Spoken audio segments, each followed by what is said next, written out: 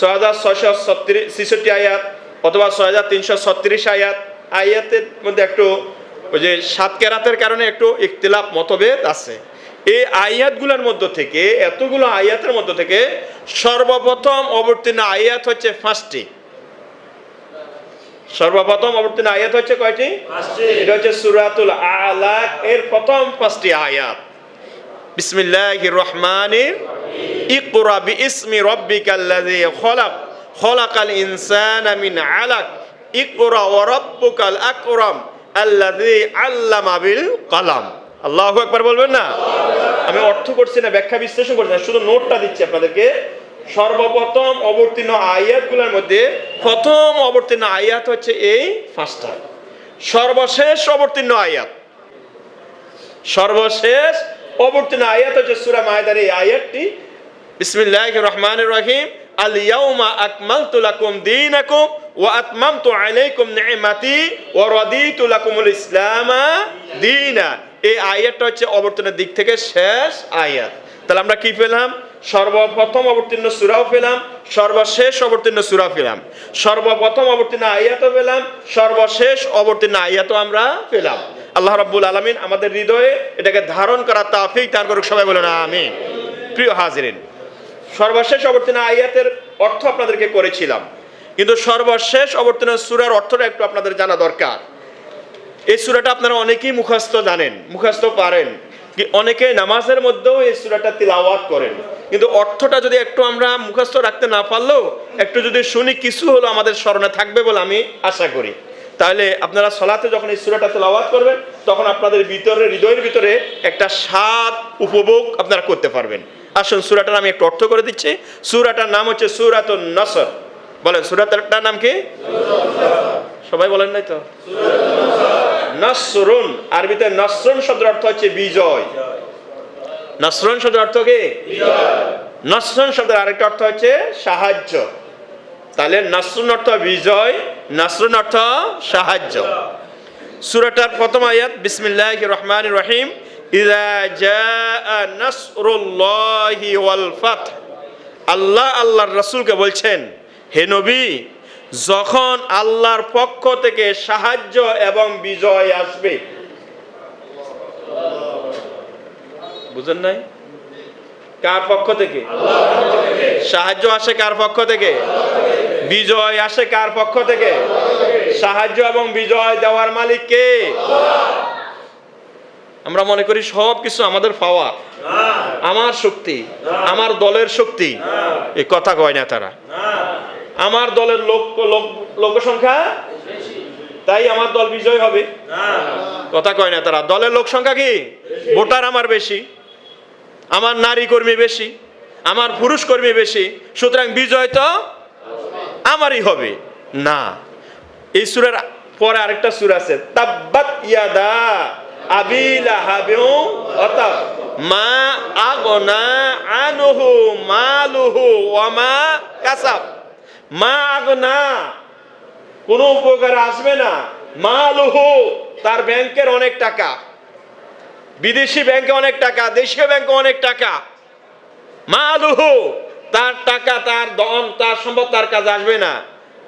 মালুহু মা আগনা আনহু মালুহু ওয়া মা কাসাব, এবং সে যাহা উপার্জন করেছে এটাও তার কোনো কাজে আসবে না। এটা আল্লাহ বলে দিয়েছেন। তো জনসংখ্যা বেশি, অর্থ বেশি, ভোটার বেশি, কর্মী বেশি, এটার দ্বারা যে সাহায্য বিজয় আমারই হবে এরকম মনে করার কোনো সুযোগ নাই। বলেন সাহায্য এবং বিজয় কার পক্ষ থেকে? আল্লাহ রাব্বুল আলামিন আল্লাহ নবীকে বলছেন ইযা জাআ নাসরুল্লাহি ওয়াল ফাত, যখন সাহায্য এবং বিজয় আসবে। ওয়া রাআইতান নাসা ইয়াদখুলুনা ফি দীনিল্লাহি আফওয়াজা। ওয়া রাআইতা, আপনি দেখবেন, রা মানে দেখা, রাআইতা আপনি দেখবেন, আন-নাস মানুষেরা, ইয়াদখুলুনা প্রবেশ করিতেছে, ফি দীনিল্লাহি, বলেন বলেন ফি দীনিল্লাহি, আবার বলেন ফি দীনিল্লাহি। ফি দীনিল্লাহ মানে আল্লাহর দিন। ফি দীনিল্লাহ মানে কি? আল্লাহর দিন। বলেন আল্লাহর দিনের নাম কি? ইসলাম। আবার বলেন আল্লাহর দিনের নাম কি? ইসলাম। যখন দেখবেন আল্লাহর পক্ষ থেকে সাহায্য এবং বিজয় এসেছে। তখনই আপনি দেখবেন মানুষেরা প্রবেশ করিতেছে আল্লাহর দ্বীনে আফওয়াজা। আফওয়াজা শব্দের অর্থ হচ্ছে দলে দলে। সুবহানাল্লাহ বাড়িতে কইেন, আরো জোরে বলেন সুবহানাল্লাহ। দল দল লোকেরা ইসলামের দিকে কি করছে? দাখিল হয়ে যাচ্ছে, প্রবেশ করছে। যখন এটা দেখবেন আপনি খুশিতে আত্মহারা হয়ে যাবেন না। যখন এটা দেখবেন তখন আপনি এদিক সেদিক দৌড়াদৌড়ি ছুটাছুটি করে হন্য হয়ে যাবেন না।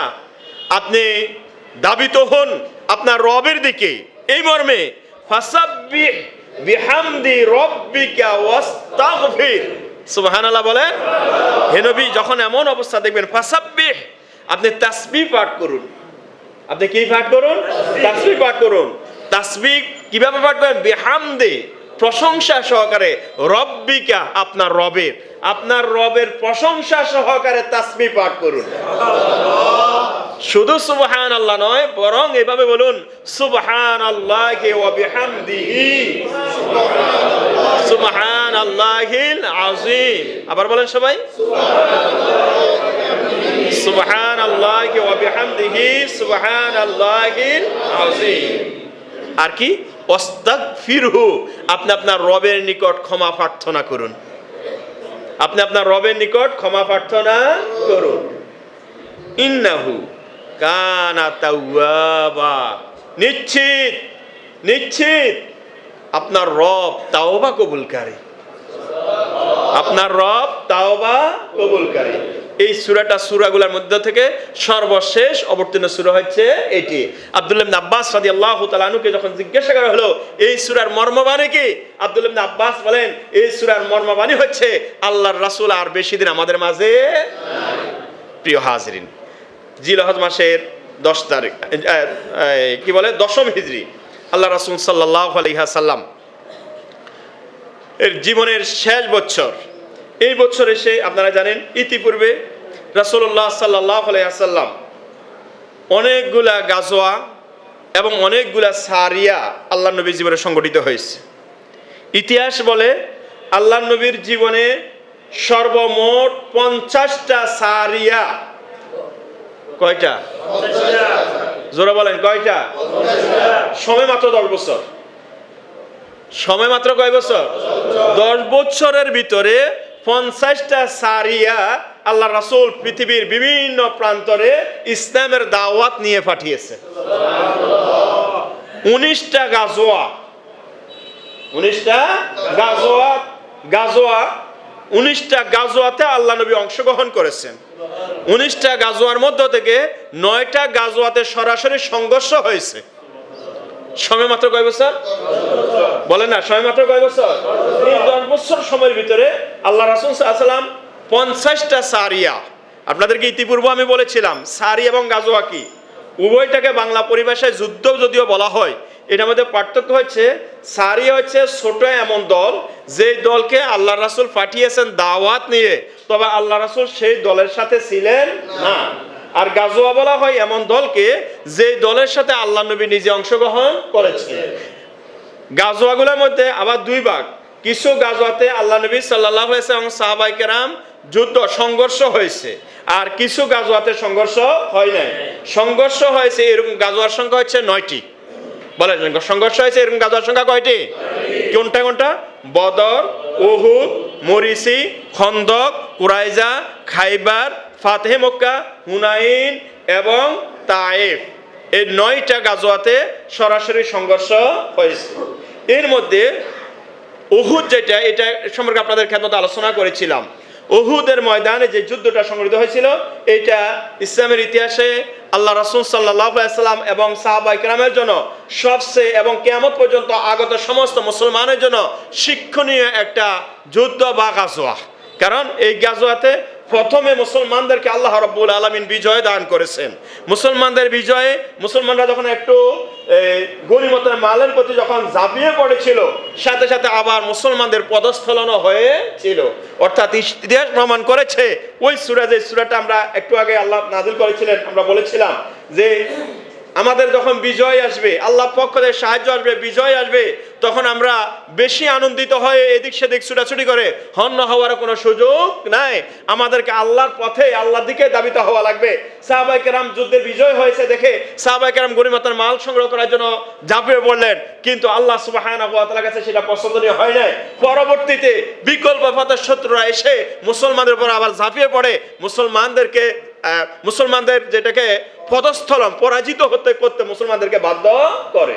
প্রিয় হাজিরিন, এখান থেকে আমাদেরকে শিক্ষণীয় রাখতে হবে, আমাদের ভালো হোক মন্দ হোক, শব্দটা বলেন আমার সাথে, ভালো হোক মন্দ হোক, সকল বিষয় কার হাতে ছেড়ে দিতে হবে?